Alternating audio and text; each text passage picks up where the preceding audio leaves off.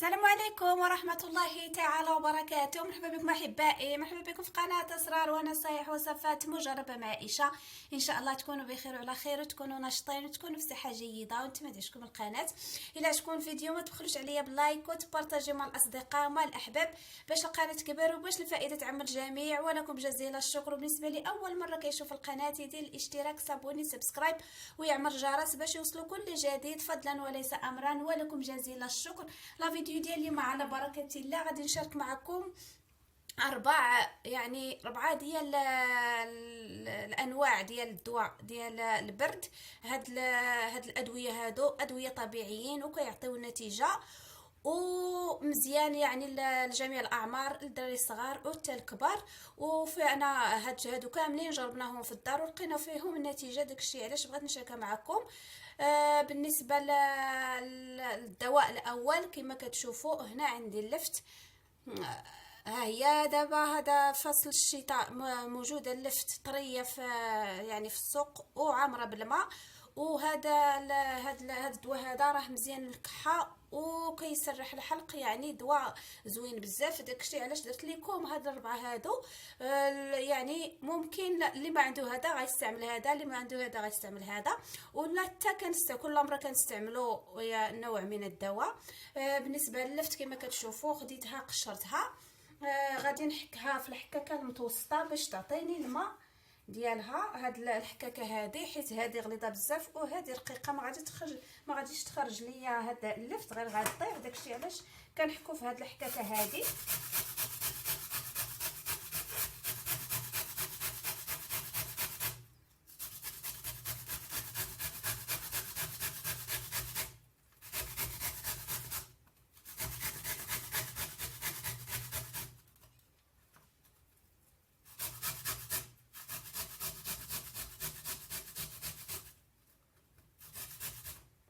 من بعد ما حكيت اللفت ها هي عطاتني كميه كبيره. غادي نديرها في الاناء.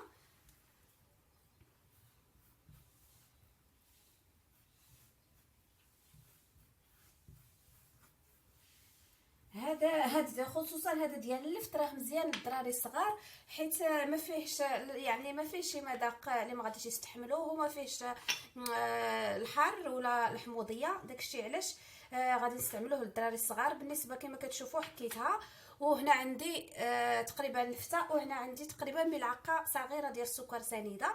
غادي نديروا ليها السكر سنيده بهذه الطريقه هذه، وغادي نحركوها وغادي نخليوها جانبا. هذا السكر سنيده هذا يعني كيساعد اللفت باش تلق الماء باش نستعملوه. غادي نحطو جانبا كما كتشوفوا. وهنا عندي، وبالنسبه للدواء الثاني هنا عندي الليمون. الليمون الحامض دابا حتى هو راه موجود في السوق وبثمن مناسب. وبالنسبه للحامض راه هذا العصير هذا كنشربوه واخا كاع ما نمرضوا، حيت يعني كيحمي الجسم ديالنا وكينقي الرئه ديالنا وكيعطينا المناعه والطاقه. يعني الحامض هو مشروب في الشتاء وفي الصيف.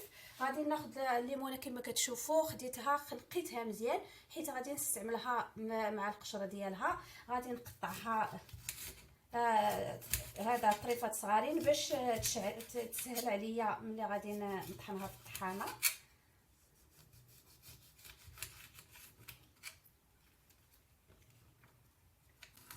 هذا الليمون هذا زوين حتى هذا الزريعه ما فيهش، يعني العظم ما فيهش نهائيا.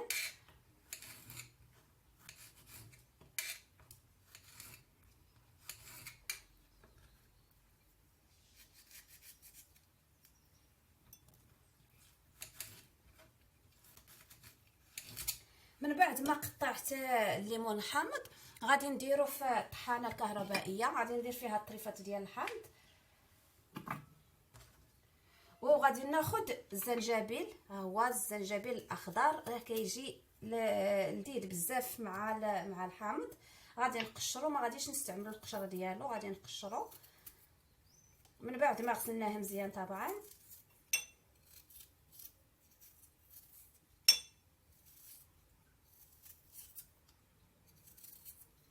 من بعد ما قشرته غادي ناخذو غادي نحكو في الحكاكه.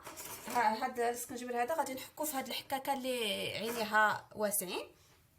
حيت غادي نطحنوه، غير نساعدو هذه الطحانه باش يطحن لينا مزيان، حيت الا درنا هكاك صحيح ما غاديش يطحن. داكشي علاش ضروري ندوزو في هذه الحكاكه هذه. وغادي نزيدو على الحامض،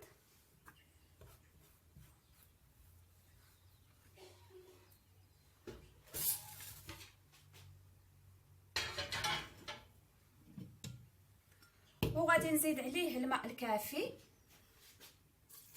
تقريبا هاد الكميه هذا ديال الحامضه وهاد الطريف ديال الزنجبيل اللي هو سكنجبير غادي يخرج لينا تقريبا لترو ديال هذا ديال العصير. وفي الاخير غادي نحليوه بالعسل. من الاحسن هاد الادويه هادو نديروا لهم العسل عوض السكر باش نحصلوا على دواء صحي 100%.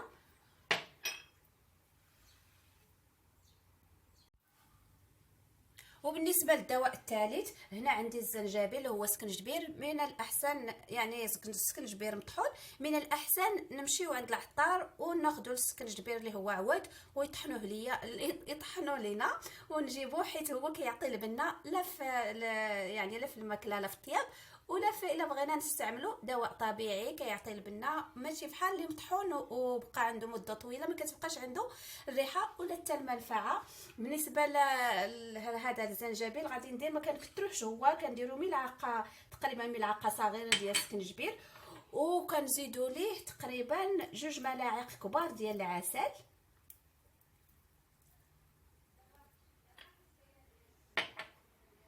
وغادي نخلطو مزيان، ولا كاع نديرو في حمام مريم يعني في حمام ماغي، حيت دابا في البرد العسل كتجمد لينا واحد شويه ماشي بحال الصيف. غادي نحطو جانبا.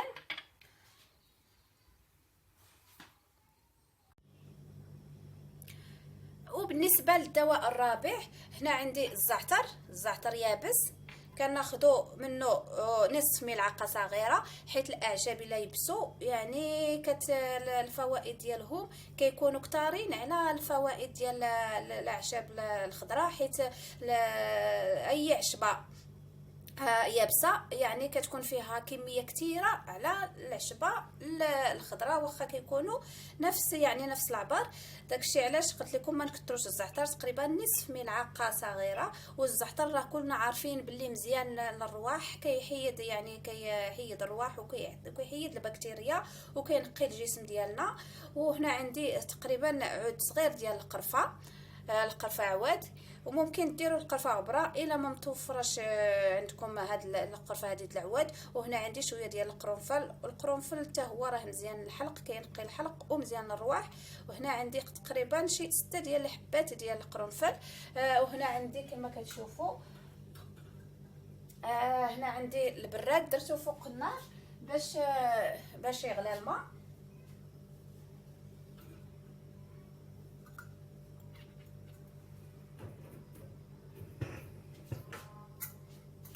كناخذوا البراد فيها ماء غليان، كنديروا فيها هاد الاعشاب هادو ب3 وكنسدو على البراد وكنخليه حتى يغلى. دابا غادي نكمل العمليه ديالي وان شاء الله نتلاقاو.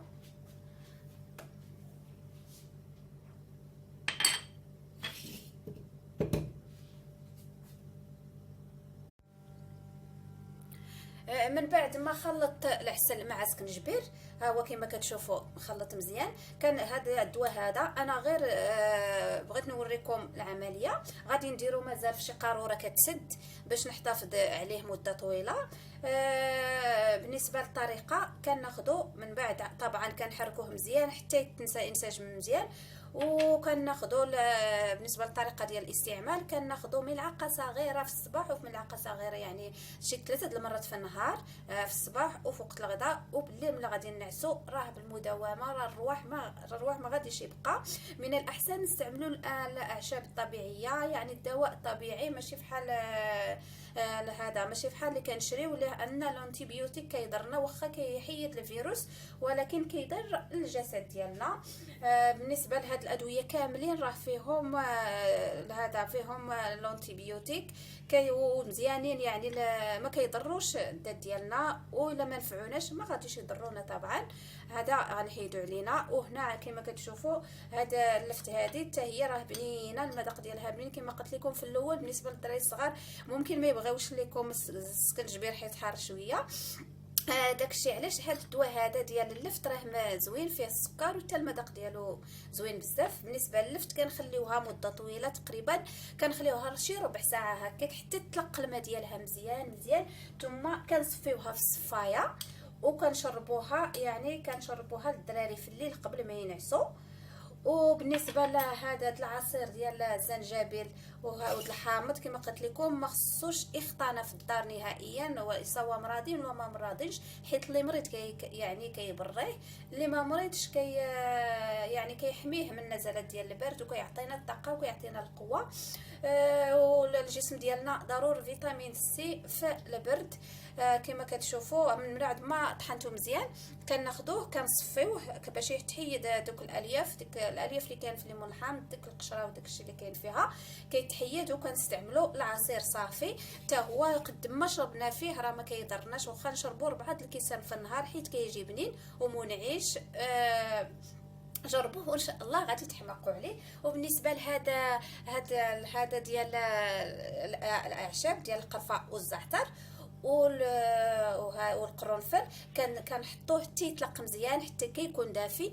بالنسبه للطريقه ديالو كنديروا فيه الغرغره، كنديروا في الفم ديالنا وكنغرغروه قد ما قدينا، وكنهبطوه شويه بشويه حيت هو مزيان للحلق. داك يعني داك الالم اللي كنحسوا في الحلق ديالنا وديك النشوفيه اللي كنحسوا به يعني كيبريه، وحتى الرئتين ديالنا كاين هاد الاعشاب هذه كينقيو الرئه ومزيان الكحه. وهذا الشيء اللي عطا الله، وان شاء الله تجربوهم وتلقاو فيهم نتيجه، حيت اصلا فعالين جدا، حيت كلهم جربناهم في الدار. وان شاء الله نتلاقاو في فيديو جديد ووصفه جديده في القناه، وخليتكم في امان الله وحفظه ورعايته، والى اللقاء في فيديو قادم بحول الله، ومع السلامه.